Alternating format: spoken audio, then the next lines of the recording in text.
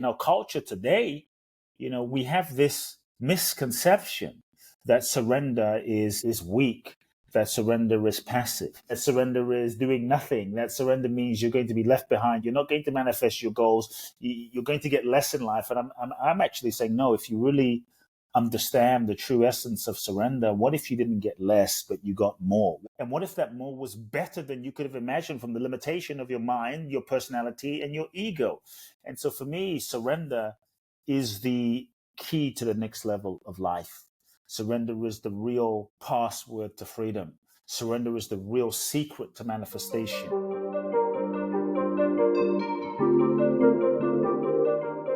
Welcome back to the You Can Too podcast. On today's show, we have Kute Blackson on the show. He is an international speaker, best-selling author of multiple books. Inc. magazine names him as the mindfulness guru that billionaires go to advice. And I think that that's probably one of the best lines that someone can call someone. And I'm just so grateful to have your time, have your presence, and dive into your story. Kute, I'd love to dive into, you started so young. And you started, what, 8 years old, was it? 8 years old, and you jumped into really just putting yourself on stage, being in positions that most people are not in. I'm curious for you, what did that change about your worldview, about what you thought was possible in the world, and how did that really change the direction of your life ultimately? I don't know if it changed anything, because at 8 years old, you're not really thinking that much. Right. And so, to be honest, I would love to say at 8 years old, it changed something, mystically. But at 8 years old, I was more interested in playing soccer and interested in causing trouble. Just for people to have a bit of an understanding, my childhood was a bit unique, even though I didn't know any different. I thought everybody had my childhood. And I think that was also a blessing, because I grew up with a sense of possibilities. Like, my first memories as a young boy was being lost in the crowd and surrounded by thousands of people, and seeing a crippled woman pick up the sand that this man walks on, wipes it on her face, and stands up. And so week after week, I grew up seeing blind people see and deaf people hear the same man whose sand she picked up would look at a woman in a wheelchair and say, "Why are you in this wheelchair? Stand up. Like, you're not sick." And they would stand up. Call it a miracle. Another person would come in with crutches, and the same man would say, "Throw your crutches away, like, be healed." This man was my father.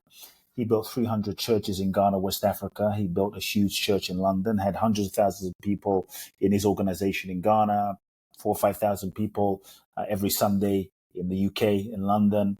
He was considered the miracle man of Africa. And so you could say how I got started speaking was when I was age 8, I was sleeping in my father's church one Sunday because I was bored. And then I just got thrown onto stage. I didn't choose to speak. I didn't want to speak. But when I was thrown on stage, something happened for me when words started coming out of my mouth, and something happened when, I don't say I was channeling as a kid, but just something happened. And in that sense, it did create an opening. So from age 8 to 14, I began speaking in my father's church every month, every 6 weeks, every few months. He'd throw me on stage and say, "Speak." And again, the same thing would happen, where words started coming out of my mouth that I couldn't explain, I couldn't really take credit for.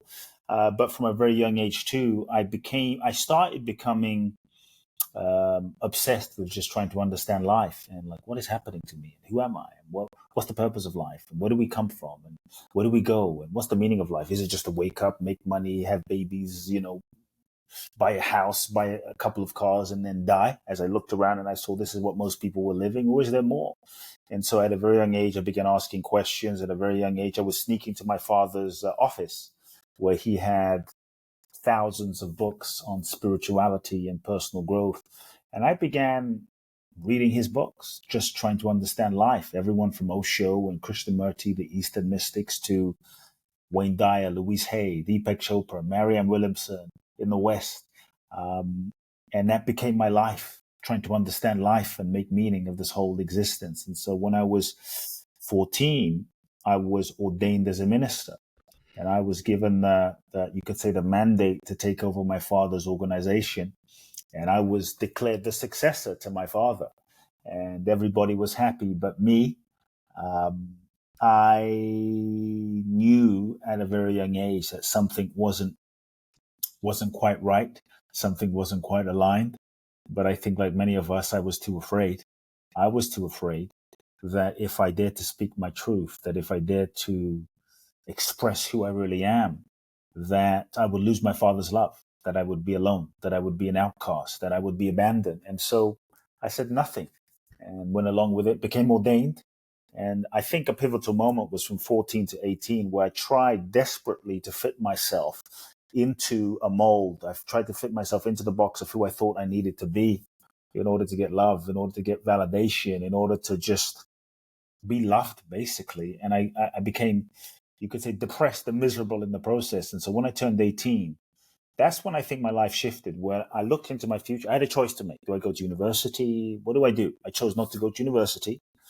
I basically decided that if I want to help people with their lives, I have to understand life and live life, and that life had more to teach me. And so when I looked into my future, I saw that I could follow the expected path, and take over my father's church and be successful. But if I didn't have myself, if I didn't have my soul, if I didn't have my integrity, if I didn't have my truth, like, what the hell do I have? I have nothing, basically. And I felt my soul calling me to come to America. I felt my soul calling me to come to the US. I felt my soul calling me to come to California, because this is where most of the authors and self-help gurus and teachers, LA, California, San Diego, this is where most of them lived. And so I think sometimes when your soul guides you, it often doesn't make sense to your mind. When your soul guides you, it's not convenient, it's not comfortable. But I thoroughly believe that when you follow your soul without compromise and you listen to your soul, you'll always be guided in the right direction with the right people in the right place at the right time, even if it doesn't make sense in the moment. And that you don't always need to know where you're going to get to exactly where you need to be, that there is an intelligence inside of us. And so my entire life, I've just endeavored to listen to my soul. And it's in listening to my soul, I think, that has been for me a key to my success in life. And so I chose to listen to my soul. And I knew what I had to do in that moment as an 18-year-old kid, which was leave everything behind, have the conversation with my father, renounce my life, which was terrifying. And, sometimes people think that when you find your purpose in life, everything is easy. But I think that when you find your purpose in life, sometimes that's when shit hits the fan, things get real, things get difficult. And many times we think we're on the wrong path because things get difficult. But I think you're actually on the right path, because when things get difficult, these are, you could say, they're soul tests, tests that you have to go through in order to grow and evolve and develop the mental, emotional, psychological, spiritual muscle, the soul force to become the person that is capable of fulfilling that dream and that vision. And so, I went and had the conversation with my father. We told him I'm not taking over, left the church. We didn't speak for 2 years, which was very difficult. And that's when my life shifted again, when I came to the US. Long story short, I won a green card in the lottery and came to the US with $800 in my pocket, maybe $1,000 or so. Showed up, knew nobody, 2 suitcases, and just began following a dream. Went and found many of the teachers, the mentors, the authors that I had read about. Studied, as a young kid, studied their works, found some of them, learned from some of them. And then after a few years of being in the US, I felt like another calling, another soul pull. And that was, I was guided to go to walk the Camino in northern Spain, an 800, 900 kilometer trek in northern Spain. It was a spiritual walk that people like Dante and Chaucer and St. Francis of Assisi had done. And I felt an undeniable calling to go walk this thing. I walked this thing. And also on that journey, I met someone that said, go to India. And it was I ended up going to India for 4 months. It was my time in India. This backpack, shaved my head, took $1,000.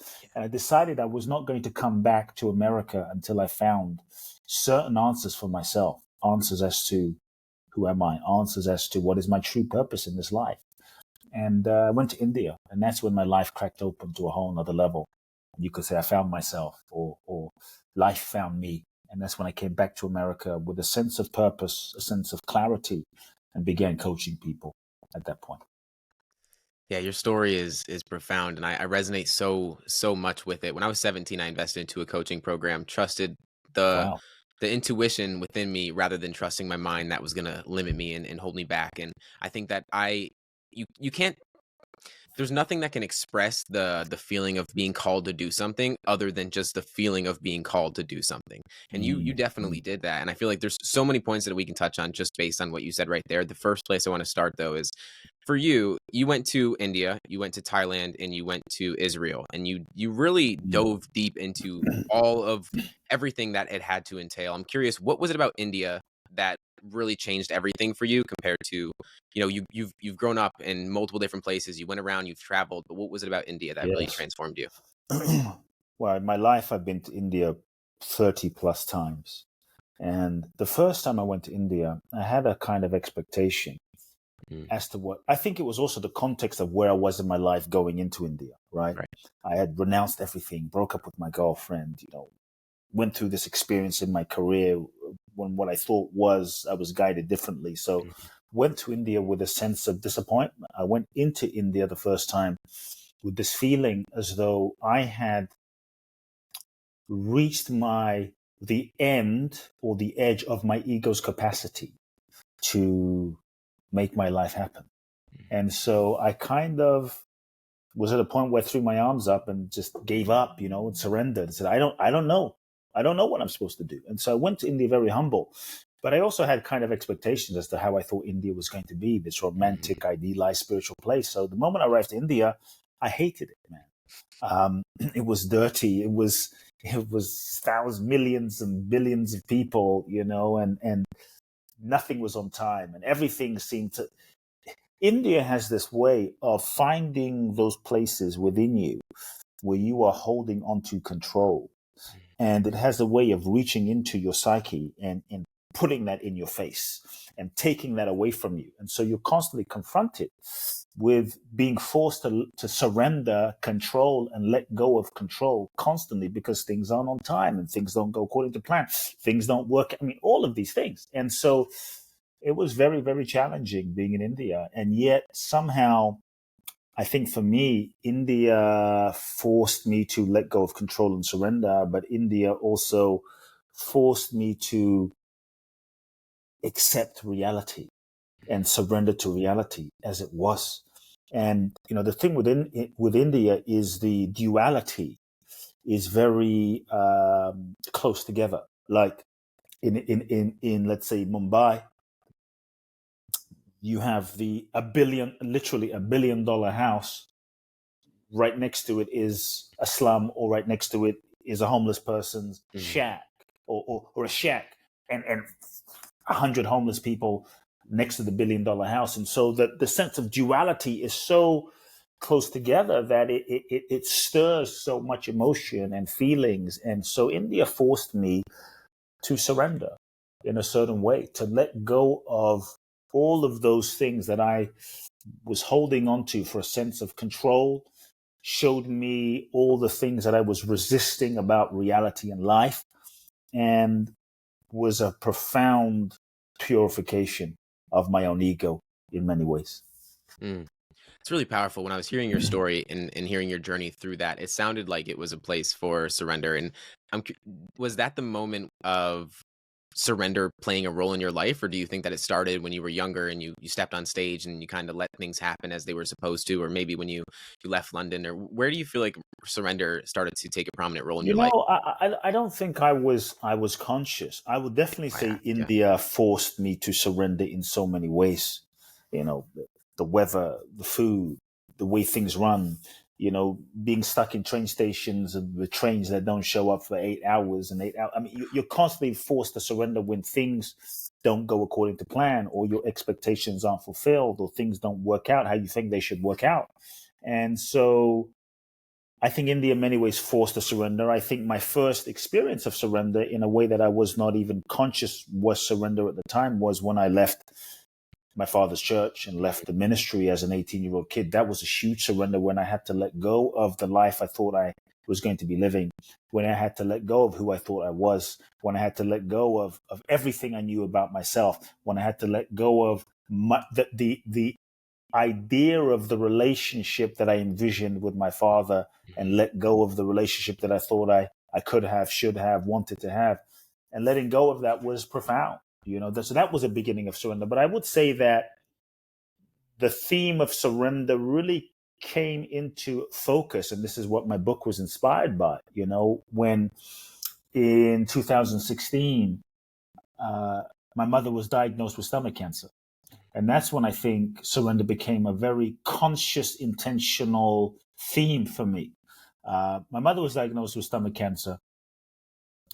I was living in Los Angeles. She was in London. I began flying back and forth from LA to London every month for 1 week to be with her. So for 12 months, I was flying back and forth every month, back and forth.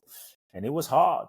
What started off as the worst year of my life, honestly, ended up becoming the best year of my life in a strange way as I surrendered. Because when she was diagnosed with stomach cancer, it was hard because she was the person I loved the most, the person I was closest to. And that's just, for me, was so difficult, And I had began the process with every agenda and intention that I was going to heal my mother. I was going to get her well with alternative therapies. But when I began the process, she wasn't, I'm not going to say she wasn't cooperating, but it just felt like she was on her own journey, And so I had to begin surrendering and begin letting go of trying to force her to be and act how I thought I wanted her to be. And it was in that, shall we say, surrender, that something began opening up as I began to accept her experience, as I began to accept her diagnosis. I began to accept her journey and where she was. It freed me up to just be with her. It freed me up to just embrace her. It freed me up to embrace the moments. And I began realizing that I might not have another moment with her, that this could be like this conversation I was having with her could be the final conversation. This text, this time of sitting at breakfast and having a cup of tea could be the final time I ever see her. There was no hope in the future, or there was just now. It got me in touch with the pure sacredness and the privilege of this moment, and how this moment is all we have, And so often we think we have other moments. We think there's going to be tomorrow, but the truth is we don't. And so when I surrendered, I realized this is it. There is no tomorrow. There's only now. And it freed me in a profound way. And so about 6 to 7 months in the process, the doctors finally, I'll never forget the day we were in the hospital. The doctors finally came to us and said, there's nothing else that we can do. So get your affairs in order. In a nice way, they tell you you're going to die. And it was a devastating moment. I'd been preparing for this moment, but it was still devastating. And I looked my mother in the eyes. And I think this is where also the theme of surrender crystallized itself, when I looked my mother in the eyes and I said to her 2 questions. The first thing was, are you afraid? And my mother, who's a little Japanese woman, she looked me in the eyes and she said, I'm not afraid, because I know I'm not this body. This body is just a temporary vehicle for my soul. This body will die, but my soul is eternal. So I know who I am. I'm not afraid. And even when I'm gone, I'll be guiding you from the other side. So I'm fine. And she was in total peace. And I looked my mother in the eyes because I wanted to be a good son, And I looked her in the eyes and I said, is there anything I can do for you in your final days? What do you need? What do you want? What can I do? What can I buy you? Where do you want to go? And she looks me in the eyes and she says, there's nothing I want and there's nothing I need. The only thing I want is what God wants for my life. And in that moment, I realized she was in peace. In that moment, I realized my mother was totally and utterly surrendered to her fate, to her destiny, to her journey. She was not attached to living. She wasn't attached to dying. She was surrendered to the highest unfolding of her soul. She was surrendered to the highest unfolding of her soul's journey. And in that, she was free. There was a peace, there was a calm, there was an embrace, there was a happiness, there was a freedom. And that's when I saw the power of true surrender in life. So often we think our surrender is for the yogis in the mountains or the spiritual folks, the yoga teachers, those that meditate. But I saw, wow, how you can live surrender in every day, in the face of your death, in the face of mortality. Like, she was in total peace. And that's when I saw the power of surrender. And I began thinking about the great ones, Jesus, Buddha, Gandhi, Mother Teresa, Mandela, Martin Luther King, you name it. At some point, Bruce Lee, Muhammad Ali, at some point, they all reached a point in their lives where they surrendered themselves. They surrendered themselves to life, to God, to the divine, to the infinite intelligence. and to their purpose, that purpose that was bigger than themselves. And in that surrender, they were able to transcend their human limitations. And in transcending their human limitations, they tapped into another dimension of life, another dimension of the infinite potential of life. And that's when life began to use them and express through them and move through them. And miracles happened through these amazing people. But they knew it wasn't just them that was doing it, was life that was manifesting through them. And so when I thought about the power of surrender, that's when it really clicked. And I think in our culture today, we have this misconception that surrender is weak, that surrender is passive, that surrender is waving the white flag, that surrender is giving up, that surrender is doing nothing, that surrender means you're going to be left behind, you're going to be a doormat, you're not going to manifest your goals, you're going to get less in life. And I'm actually saying, no, if you really understand the true essence of surrender, what if you didn't get less, but you got more? What if you actually got more than you could have visualized, and more than you could have imagined, and more than you could have intended, and more than you could have written in your journal and your vision board? What if life gave you more? And what if that more was better than you could have imagined from the limitation of your mind, your personality, and your ego? And so for me, surrender is the key to the next level of life. Surrender is the real password to freedom. Surrender is the real secret to manifestation. Surrender is to me, surrender is where the magic happens, and the degree to which we all want magic, more joy, but we often don't want to surrender. We want to hold on to who we were. We want to hold on to what we know. We want to hold on to the life that we had. We want to hold on to old relationships. We want to hold on to the safe zone. But the next level of our life requires the next level of your life requires the next level of you. The next level of you requires that you let go of what is no longer aligned, let go of those people that are no longer aligned. But we tend to hold on out of comfort, out of self-preservation, out of familiarity, not realizing that in doing so, we simply keep ourselves stuck. And so for me, surrender is the foundation for freedom. And just to clarify that, I would say surrender is a letting go of control, okay? Or the illusion that we were even in control in the first place. Mm-hmm. Surrender is when you stop trying to force and manipulate life to fit your limited idea of how you think it should be, is when you stop trying to force people to be who you think they should be, and relationships to be who you think they should be, so that you can become available. And it's an openness, it's an availability. It's when you take the limitations off of life, you become available and open and receptive to life in its infinite intelligence showing you. And it's almost like you allow life to lead you, life to show you, life to guide you, life to reveal itself to you. And that's when we experience the magic. And so I think surrender is the way. It's the new way. The old paradigm is all about, okay, you have to know what you want. What do you want? I'm not saying it's not good to know what you want, but what we have to realize is the old ego model for creating life. Got to know what you want based on this idea of who you think you are will always be limited. You can create great things, but it will be limited because the ego is limited. The ego, that which is who we think ourselves to be, is limited to past experience, is limited to childhood conditioning. And so many times we do manifest goals only to then realize that what we thought we wanted was simply what we thought we wanted based on who we thought we were, wasn't what we really wanted. And many times our goals, as a projection of the mind, a projection of the ego, can be projections of unmet needs from childhood.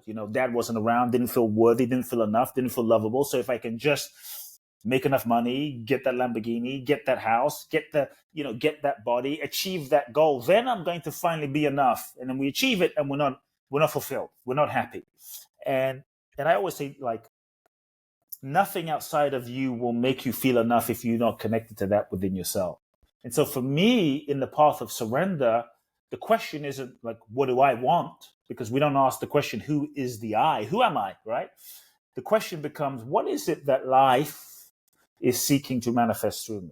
What is it that the universe, God, the divine intelligence, what is life seeking to express through me? What is life seeking to create through me? What is life seeking to, what is the next level of what my soul is seeking to manifest? And for me, part of the intention then is to catch that vision, is to feel the deepest, most authentic impulse of what is seeking to happen, to listen to that, to be obedient to that, to attune to that, to surrender to that, and allow life to reveal itself. And when you can tune to that, then you're now working in harmony with the universe. You're working in harmony with the laws of nature. And then you can sort of align your mind, your logic, your ego, your personality to make goals and plan and to execute the goal and the vision and the deep, authentic impulse of your soul. So to me, that's really part of what surrender is about.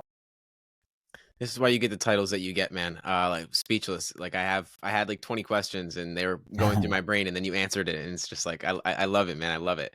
I think surrender has become a very prominent part of my life more recently, because I think the attachment that we have throughout our lives plays pretty much a role in everyone's life, and it ends up being controlling the direction of their life. Really, I found that the less that I attach myself to a goal or to an intention, the more I'm able to flow with life and go towards what life wants for me, and the life that I'm supposed to live. That's the key.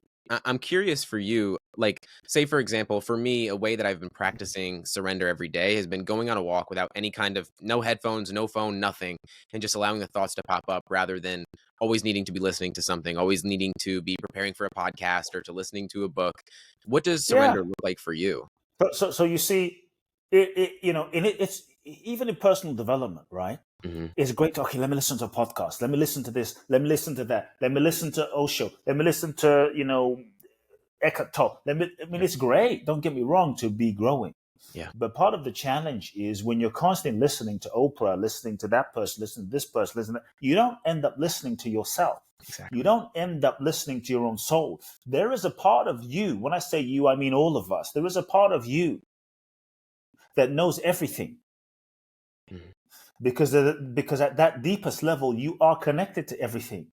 But we're so distracted out here, listening to everybody on the gram, listening to YouTube, listening to all these experts, that we don't listen to our own inner intelligence. And just because it worked for that person, just because it worked for me, and just because it worked for so-and-so, doesn't mean it's your path, doesn't mean it's your destiny, doesn't mean it's your soul's journey. You can learn, but often, so part of surrender is allowing yourself to be still enough and quiet enough to listen to the deeper impulse of your soul, allowing yourself to have the spaces in your life so that you can catch the vision and the whisperings of what your soul is guiding you to. But because we're so distracted, we often don't hear our soul. And then we're like, well, what do I do? Because we're not listening to our soul.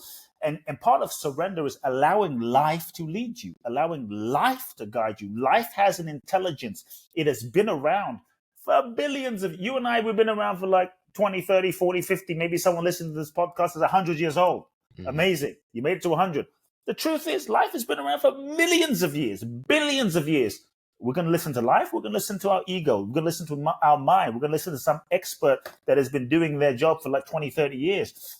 We, in our culture today, we listen to Siri more than we listen to our soul. We listen to AI, robot, more than we listen to our soul.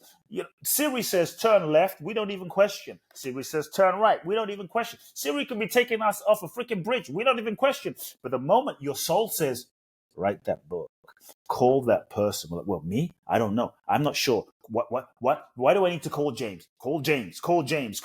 I'm not sure. We start questioning ourselves. And so I think for me, part of how I learned to surrender, and there's a few things I would say, part of how I learned to surrender was I had to stop questioning the subtle impulses and intuitive guidances that arose.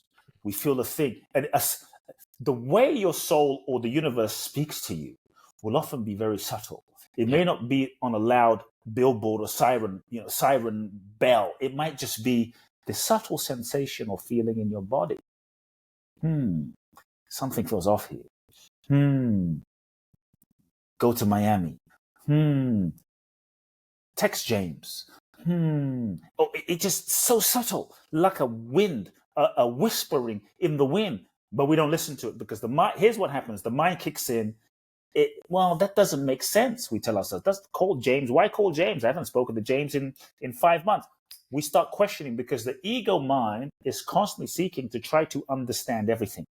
It has a need to try to understand everything because the ego's job is to protect you from getting hurt like you were hurt when you were 5, you were hurt when you were young, and the ego's job is to reinforce its existence. So the ego mistakenly thinks if I can understand this intuitive thing that doesn't make sense, then maybe I can control it, and being controlled, then I can maybe make sure that bad things don't happen. It's well intended because the true intuitive guidance, right, arises from a deeper dimension than your mind. It arises from a deeper dimension than your logic. That's why it's arising from your soul. If your intuitive guidance makes total sense to your mind, probably it's not your intuitive guidance, it's your mind. And because your intuitive guidance is arising from a deeper dimension of your being, it is outside your logical mind's capacity to completely understand in that moment. That's why it is unconditioned. It is not limited to your past conditioning. When you're simply living life and planning from the level of your logical mind, it comes from everything that you've read, everything that you listen to in a podcast, or everything that you've experienced. But when your guidance is arising from something deeper inside of you, it often won't fit your current ego's capacity or your current identity's capacity to navigate, understand, because you haven't gone there. It's something you haven't experienced. And so it's kind of like going outside of your comfort zone, outside of the known. And that's where the magic is. That's where the grace is. That's where the miracles happen. That's true surrender, is to move outside of the known, outside of the comfort zone, and trust, and to truly trust. And so you don't have to know. So what we have to do is give up the need to understand and know what everything means. We have this constant need to understand, well, where am I going? And what's my purpose? And what does this mean? And what's happening here? You don't need to know. But if you truly feel, oh, I feel something, and you follow. So I had to learn to follow. When I turn left, I'm going to turn left. What? And James, you might ask me, well, why turn left? I don't know. You don't need to know where you're going to get to exactly where you need to be, because there's an intelligence that knows. So for me, I just began to just follow this sense. Turn left. I don't know. Go here. Go. I don't know. Move to Miami. I don't know. Okay. Go to Phoenix. Okay. Go to Brazil. Okay. Go call the so and so. Send so. Okay. Go to that event. Oh. Why? I don't know. But often,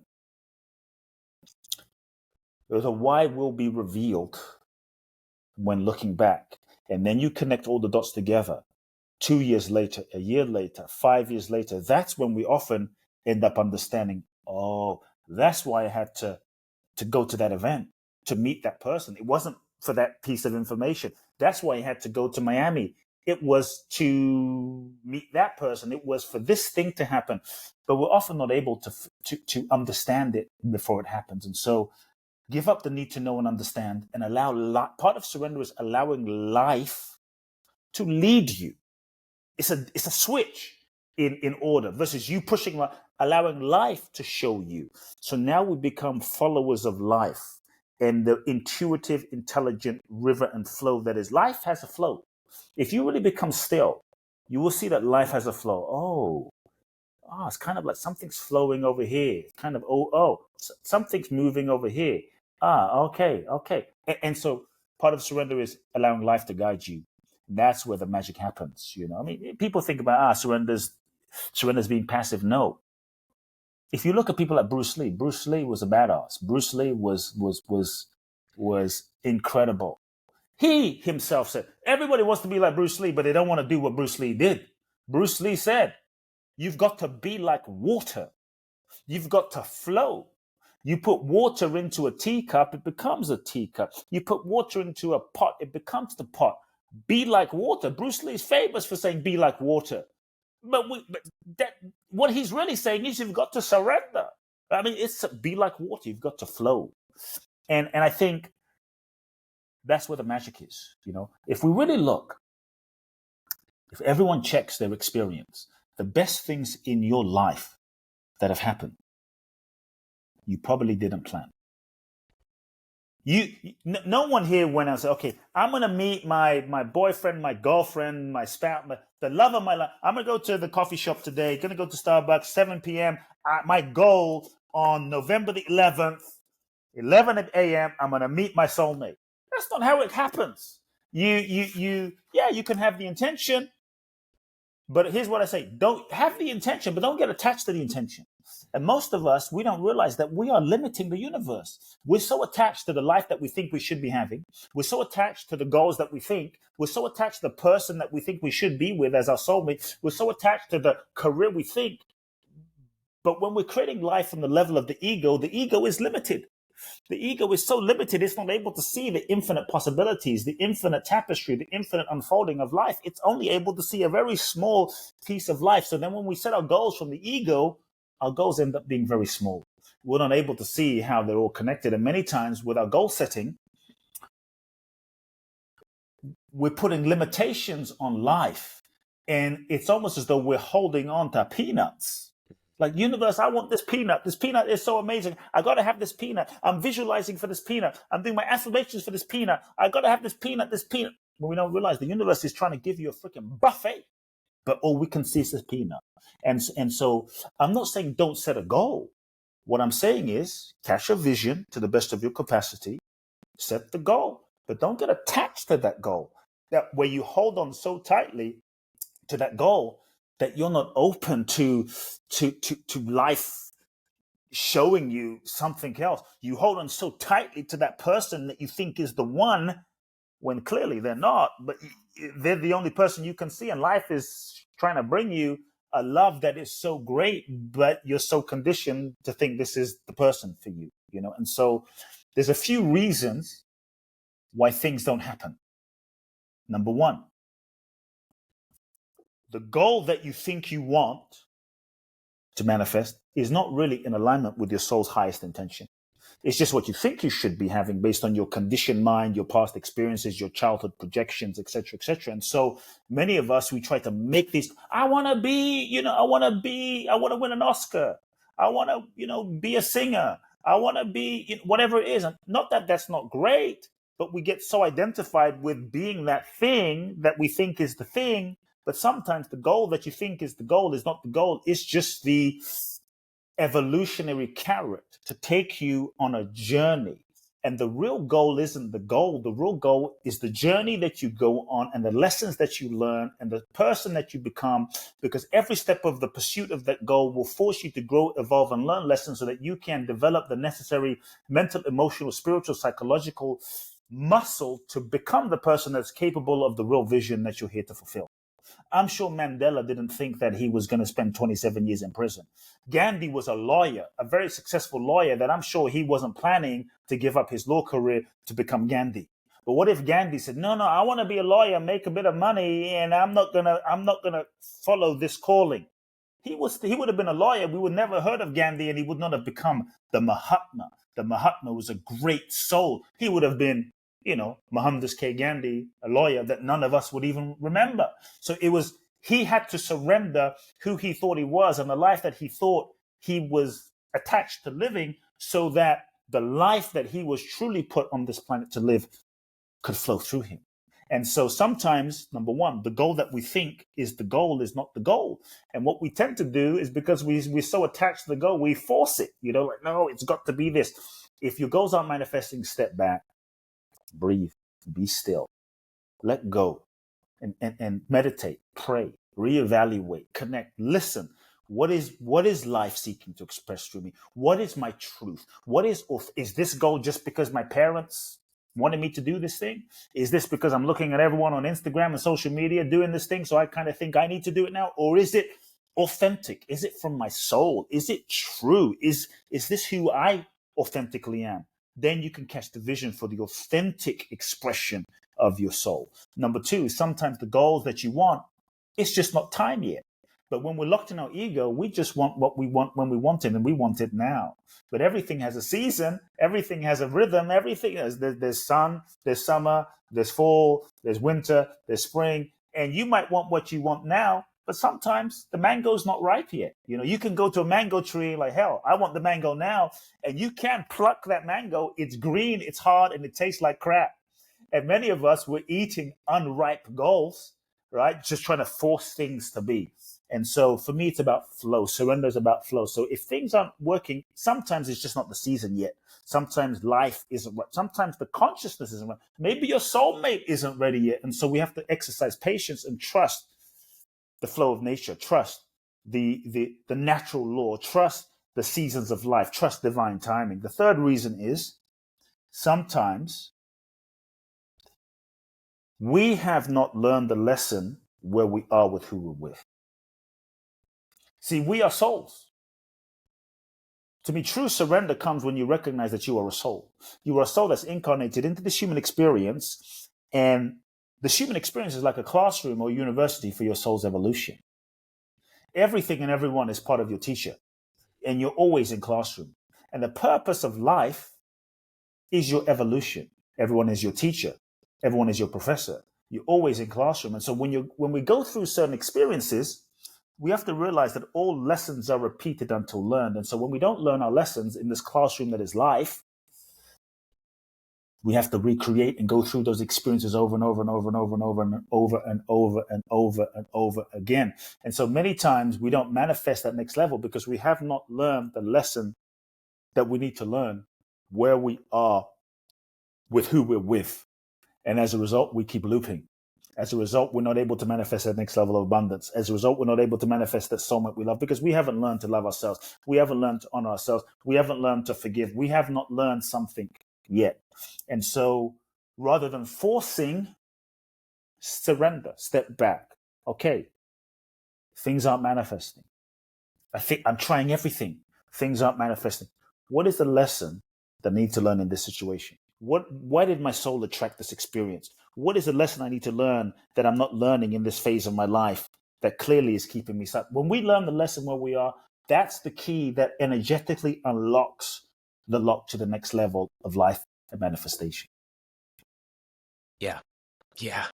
Once again, I feel like every time you speak, there's just so much there that I can touch on, and it makes me think. That's something I say all the time is that life is going to keep teaching you the same lesson until it's learned. And I think that in life, we're often trying to pass a grade without taking the test to get to that grade, and we don't allow ourselves to actually learn that lesson. I had Light Watkins on probably a few months ago at this point. I love Light. And and I listened to your guys' conversation as well. And he talks about a still small voice, just a loud, annoying voice. And I think for a lot of people, they're going through life with that still small voice as their intuition, and they can't hear it. Maybe they can't really get in touch with it. How can we gain a better understanding or really get more in tune with ourselves so that we can listen to that voice and go down that direction? I would say, number one, create spaces in your life to be still and listen. Sometimes we are so busy in the business of just busyness that we don't even know why we're busy, but we're just busy. Yeah. And the ego wants to be busy because the ego is reinforced through activity, doing, constantly doing. And sometimes we don't allow ourselves to be still and listen because we're afraid. Shit, if I actually be still and I listen, I might actually hear the truth of what I really feel, the still small voice. And there's a part of us that is sometimes actually afraid of listening and hearing the still small voice. So we don't even, we ask the question, how do I hear the still small voice? But we don't want to hear the still small voice because we're afraid of what the still small voice might actually say. And we're afraid it might say, you're in the wrong relationship and you know it. Oh, I don't want to hear that. I'm afraid I might hear something I don't want to hear. So if I stay busy and I'm constantly busy and I'm constantly running around, having meetings, meeting with friends, doing, then I don't actually have to tune in to the still small voice, right? And so create spaces in your daily life to just be still and listen. Number two, let go of any agenda of what you think you should hear or what you want to hear so that you can be truly open and receptive. It requires an openness. Number three, you got to pay attention. Many times we're not paying attention. I want to listen to the still small voice. I don't hear the still small voice. When when there are so many clues and signs that life is giving you. The song that comes on the radio, the person that doesn't call you back is a sign. All these little signs. So pay attention to life. And if you do pay attention, life will guide you and life will show you. The other thing I would say is this is connected. I think we have to be willing to, actually, I'll say this.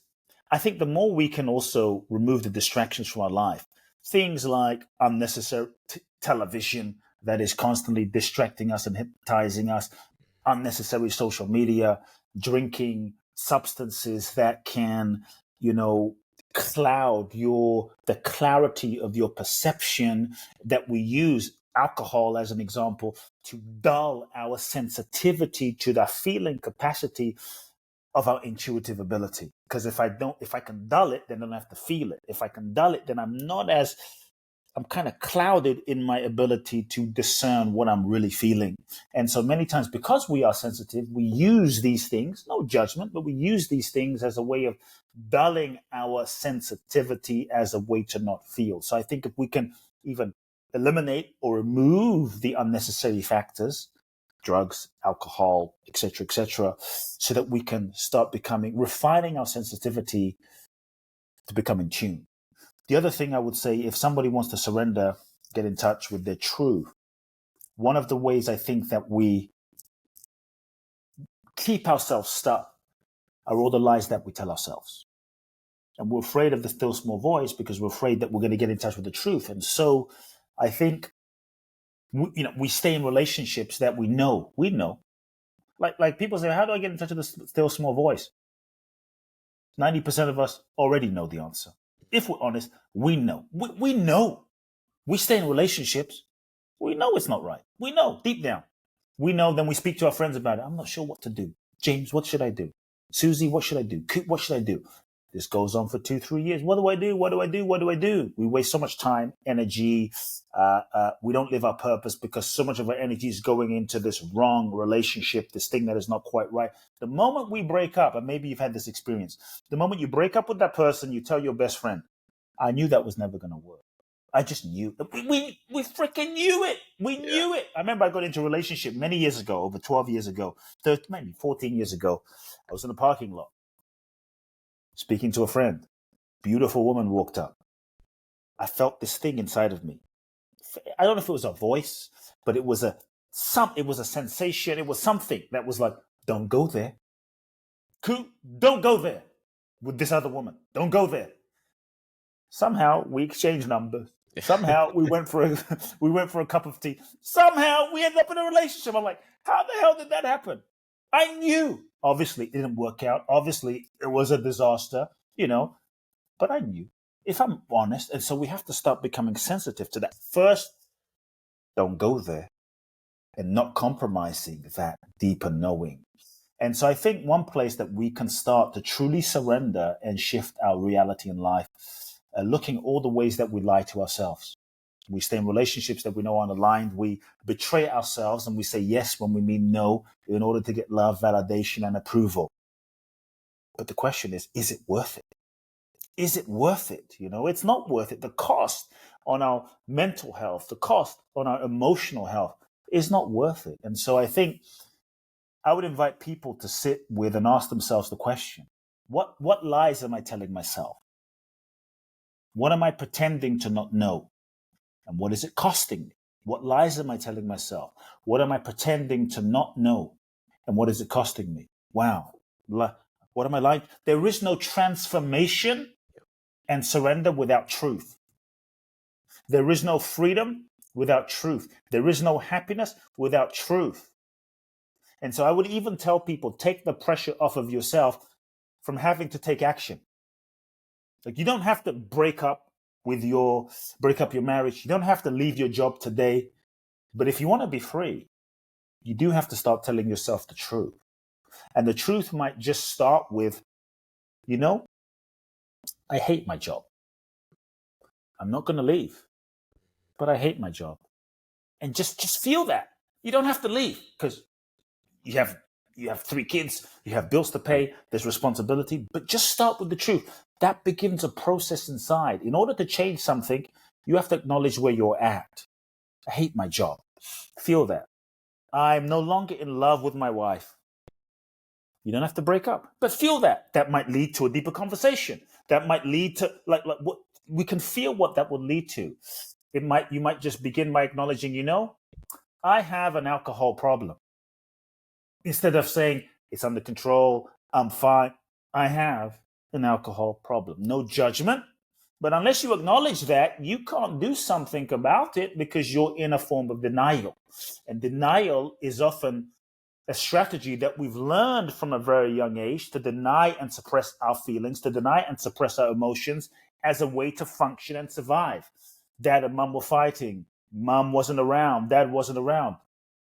I'm fine. I'm good. I don't care. It doesn't matter. I don't need anyone. We went into denial and suppressed our emotions as a way to function, survive, and cope. And then we learned how to become who we thought we needed to be in order to get love, validation, approval. So we developed a role, a mask, a persona, and now this keeps us stuck in ego. And the ego's job is to protect you, to make sure you don't get hurt again. And the ego's job is to reinforce its existence. And so if we can just start with the truth, it's the truth that will set you free. So I would invite people to sit with, what am I lying to myself about? What truths do I need to acknowledge? You have to want the truth more than you want what you have. You have to want the truth more than you want what you think you want. And when you can really start acknowledging the truth, everything will shift. The still small voice will get clearer inside of you. Life will begin to transform. And if you're in pain, this is a good thing. Why is it a good thing? Because the pain is a messenger. The pain is often a sign that you're not in truth. When we lie to ourselves, it's not meant to feel good. When we lie to ourselves, it's not meant to feel great. It's meant to feel shitty. It's meant to feel painful. The pain is a feedback mechanism that there's something we're not truly listening to within that we need to start paying attention to. And so I think when we can embrace pain, and sometimes that pain might be a physical, like emotional pain. I feel depressed. I feel lack of energy. I don't feel joy. Sometimes the pain might be a physical ailment. Sometimes the pain might be an ongoing dis-ease. These are ways that our body, our unconscious is trying to speak to us, to bring our attention to, what are you not listening to? What are you lying about? What are you suppressing? I think so when we can start with the truth, we begin to free ourselves. We can start surrendering. We can start letting go. We can begin the process of letting go and the process of coming into deeper alignment. Yeah. The wanting the truth more than you want what you have, something I listened to another podcast of yours and it resonated so deeply with me, because I think that the catalyst to change is confrontation. When we're able to confront those truths that we really don't want to face, and it's like you said, it's like we're looking outside of us for all the answers, not recognizing that we're the only one that has them. And it's exactly, and it's look. Most of us, we have all these questions, right? But if I said, okay, James, and again, this speaking to everyone. Mm-hmm. What should I do? What should I do? What should I? If I put a gun to your head and a gun to the head of your mom, your dad, and everybody you love, and I said, I will blow your brains out. Obviously, this is a metaphor, right? I will blow your brains out in the next 10 seconds unless you tell me the truth about if this relationship is right for you or not. Otherwise, everybody dies, including you. I guarantee you will tell me the truth.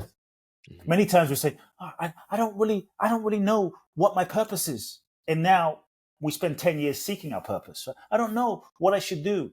Why? Because sometimes we're afraid. It's safer to not know and be in confusion than put yourself out there.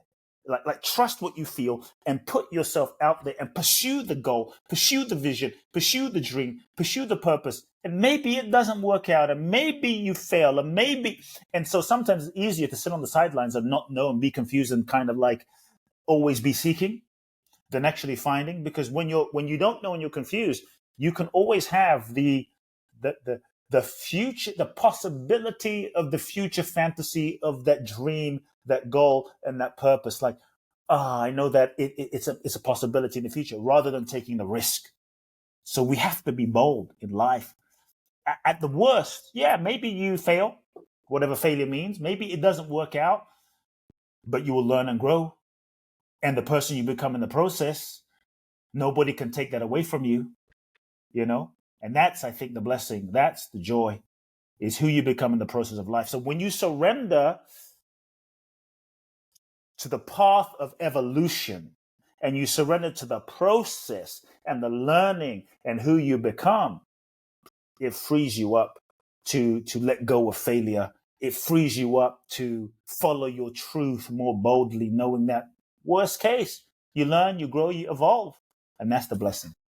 It really is. I've replaced failure as feedback, because that serves me. That frame of mindset serves me. I seek it instead of avoiding it, and it really Exactly. is. It's easier to allow ourselves to sit in what we know, rather than putting ourselves in a position to be vulnerable and seen, and actually create something that we could actually be aligned with and really love. And you've Yes. talked about it throughout this entire podcast, that it's a lot of unlearning about the idea of ourself, the idea of how life is supposed to be. My last question I ask every guest really is in alignment with that. And the question is, what belief are you currently unlearning? What belief, man? I don't even know. Yeah. Let's see. That's a good question. What belief am I currently unlearning? Wow, there's been so many, so many. I don't know if I think this is a continual thing for me. Like this thing that life has to be hard, and so it's kind of like embracing shit can be easy. It's like things can be easy. And that's part of the surrender path. It's probably why I wrote the books. Like, life can be easy. When I say easy, that doesn't mean you may not have to put some effort. Of course. But things don't have to be a struggle. Things can flow. Things can be easy. Things don't have to be suffering. Things don't have to be difficult in order for it to unfold. It's funny when I met my wife. The first time we spent a week together, okay, it was beautiful. And the week was so, I don't know, easy. It was like an easy week. Like, many times when you meet someone, there's sometimes a few triggers in there. The first time you spend some time, it was so easy that it was funny. Part of me thought something's wrong. like it's so easy. Yeah. And I looked at her and I said, And she looked at me and she said, why does love have to be hard? And so that's something. It's like, things don't have to be hard. And so it's a life lesson. Yeah, it's a lesson I think we're all trying to unlearn, because it's I think a lot of us associate, if I don't stress enough about this thing, then it wasn't a meaningful pursuit. Or if I don't put enough, if there isn't a lot of resistance, then I'm probably not moving in the direction I need to be moving in. And that's life doesn't have to be so hard. It doesn't mean it's going to be easy, but it can be a lot simpler if we open up our mind to that possibility. And that's really what it is the unlearning of that. Kute, thank you so much for your time. Where can people find you? What are you putting into the world today? Yeah, it's been a fun interview. Appreciate you having me on. A couple of things, depending when people listen to this. Firstly, get the book, The Magic of Surrender. Obviously, there's many gems in the book. I think you'll enjoy it. I wrote the book with my heart and soul and wanted to decode surrender in a very simple way. So that's number one. Number two, this December the 5th through the 16th, I'm doing a very, very, very special event, live event, in-person event in Bali, Indonesia. For the last 11 years, I've done, probably this is my deepest transformational work that I do. I've done 21 events in Bali, and it's called Boundless Bliss. And so if you're someone, you've been inspired by the conversation, if you're someone that you're ready for the next level of your life, you're ready to transform, you're ready to heal, you're ready to clear the layers of your conditioning, connect with your authentic nature, and share your gifts with the world. December the 5th through the 16th, the event is called Boundless Bliss, the Bali Breakthrough Experience. We have everyone from entrepreneurs, visionaries, billionaires, CEOs, athletes, salespeople, people from all over the world come together with an intention on going to your next level. And so you can find out more. You can go to www.boundlessblissbali.com. That's boundlessblissbali.com. Go there, watch the video. There's an application process. You have an interview, and if it's aligned, I'll see you in Bali. This is the last event I'm doing in Bali ever. And so this December will be number 22. And so if you feel it, now's the time, since I won't be doing another event in Bali again. Yeah, man. All your links will, of course, be in the show notes. And again, thank you so much for your time. I think people will definitely be inspired by it. And now it's just taking action on actually making it happen. So thank you so much.